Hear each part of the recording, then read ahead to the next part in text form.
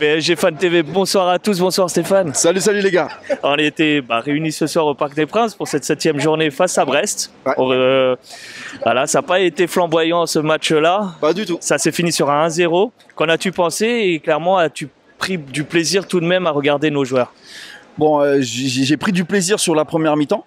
Ouais. Voilà, allez, on va dire même jusqu'à la 60e. D'accord. Okay. Après, il faut avouer que ça s'est un peu éteint.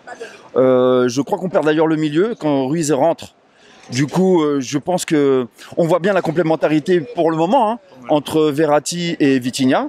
Là, ça fonctionne bien. On voit que ça va un peu vers l'avant, ça tourne bien. On avait un Messi aussi qui était super intéressant, surtout sur la distribution du jeu. Il fait des belles passes.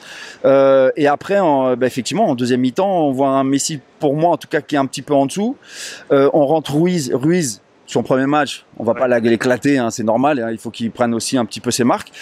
Il rentre, et à partir du moment où il rentre, c'est vrai qu'on a un bloc qui recule un petit peu plus, on a moins le ballon, on laisse plus le ballon aux Brestois, et là on se fait un petit peu bouger, et il y a le penalty qui est arrêté par Donnarumma, et d'ailleurs merci à lui.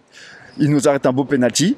Alors ça rattrape pas ses boulettes encore du passé. Non, non, parce que bon, forcément, quand tu vois la boulette qu'il fait contre le Real, forcément, et tu vois le jeu, le match n'est pas au même niveau, donc forcément, ça ne rattrape pas. Mais en tout cas, on voit que sur sa façon de faire, il a amené le tireur, Ben Ali Slimani qui tire, et on voit qu'il l'amène sur son côté gauche. Et donc, franchement, c'était bien vu. Hein.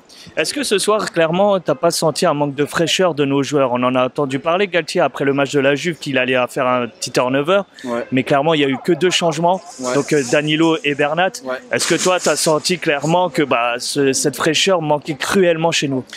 Écoute, moi, je pense, après c'est encore un avis très personnel, bien sûr. Hein, il y en a qui ne seront peut-être pas forcément d'accord avec moi, peut-être qu'ils auront une autre idée, et c'est tout à fait légitime, mais pour moi, c'est les matchs c'est les pré-matchs de Ligue des Champions. On a un match mercredi. Pour moi, à chaque fois qu'on a un match, le match qui est juste avant le match de Ligue des Champions, ça ronronne. Voilà, on va pas chercher plus qu'il ne faut. Et pour moi, c'est ça. Je sais pas si c'est un manque de fraîcheur. On a vu quand même certains joueurs qui cavalaient quand même. Hein. Bien sûr. Donc pour moi, c'est le match de c'est un pré-match de Ligue des Champions. Voilà, tout simplement. Alors sur notre trio qui est largement focus sur les médias, les supporters, là, ils regardent énormément notre trio d'attaque. Est-ce que clairement ce soir ils se sont mis en avant, et surtout Mbappé s'est un peu rattrapé par rapport aux critiques qu'il peut avoir ces derniers temps? Ouais, écoute, Mbappé est toujours aussi virevoltant. Maintenant, je trouve que parfois il fait quelques mauvais choix.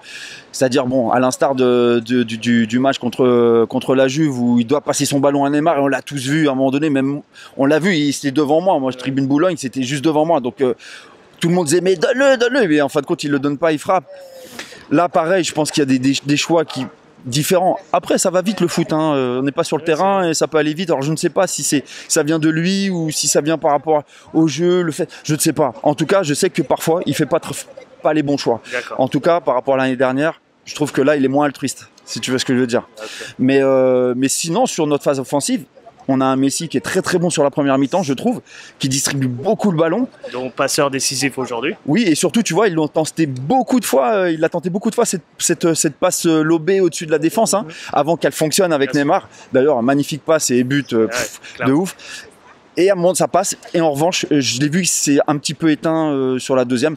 En tout cas, moi, c'est ce que je vois hein, sur la deuxième. Ouais, je l'ai vu un peu moins décisif, un peu moins sur la passe, toujours un peu là, mais moins que la première. Très bien, je te remercie Steph, tu veux terminer par quelque chose? Ouais, j'ai envie d'une victoire mercredi. Évidemment, hein, à Maccabi, à l'extérieur, ça va être chaud. Plus comme j'avais dit la dernière fois, plus dans la tribune que sur le terrain. C'est vrai. Mais on verra bien. Mais je dit sur l'after game. Ouais, exactement, sur l'after game. Je m'en rappelle encore. D'ailleurs, les mecs qui ont regardé, ils ont dû s'en rappeler. Oui, clairement. Donc en tout cas, pas fait. Qu'ils aillent le faire dès maintenant. Qu'ils aillent regarder l'after game. Bon, ciao, à mercredi et j'espère d'une victoire. Ciao les gars. Je te remercie Steph. Ciao.